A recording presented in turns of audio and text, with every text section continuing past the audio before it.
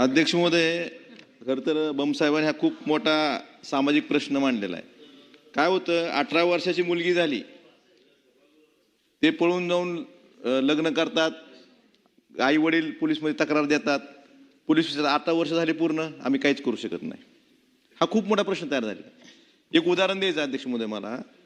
आमच्या मराठवाड्यातले बरेच मुलं मुली एक रिद्धी-सिद्धी आळंदीला जातात, तिथे एक मंगल कार्यालय आहे, रिद्धी-सिद्धी मंगल कार्यालय.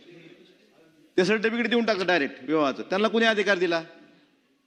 आपण एखाद्याचं सगळ्या घरच्यांनी लग्न लावून दिलं, ग्रामपंचायतीमध्ये किंवा नगरपालिकेत विवाह नोंदणी करायला गेली तर 15-15 दिवस महिना मिळत नाही विवाह नोंदणी प्रमाणपत्र.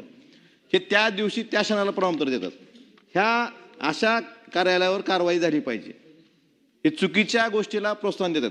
आणि त्याबरोबर एक छापील फॉर्म आहे अध्यक्ष महोदय त्यांच्याकडे. त्या छापील फॉर्ममध्ये फक्त नावं टाकायची कोरी. छापील फॉर्म कोणाच्या नावानं आहे? पोलीस निरीक्षक साहेब, त्या पोलीस स्टेशनचं नाव कोरं, प्रेमविवाह आणि घरच्यांच्या त्रासाबाबत. मी मंत्री महोदय तुम्हाला फॉर्म देतो.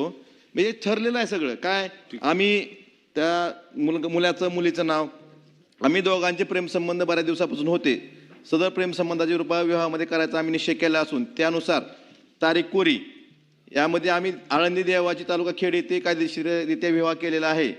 सदर विवाहास आमच्या घरच्यांचा विरोध असल्याने त्यांच्यापासून आम्हाला धोका व त्रास होण्याची शक्यता आहे. आम्ही दोघे वयाने सज्ञान असून आमच्या मर्जीने निर्णय घेण्याचा अधिकार आहे. सदर विवाहाबाबत घरच्यांची पोलिसात तक्रार केली असल्यास ती रद्द ठरवण्यास यावी, कारण आम्ही कायदेशीररित्या विवाह केलेला आहे. घरच्यांच्या लोकांपासून आम्हाला संरक्षण द्यावे, त्रास होतोय. हे त्यांच्याकडे छापील फॉर्म आहे. हे जे प्रकार आहेत ना असले मंगल कार्यालयाचे किंवा जे असे प्रमाणपत्र देतात, ह्याला अधिकार आहे का? विवाह नोंदणी निबंधक आहेत का? अशा लोकांना पायबंद कायद्याने घालणं गरजेचं आहे, एवढंच मला सांगायचंय. आणि या प्रथा थांबवल्या पाहिजेत. सन्माननीय मंत्री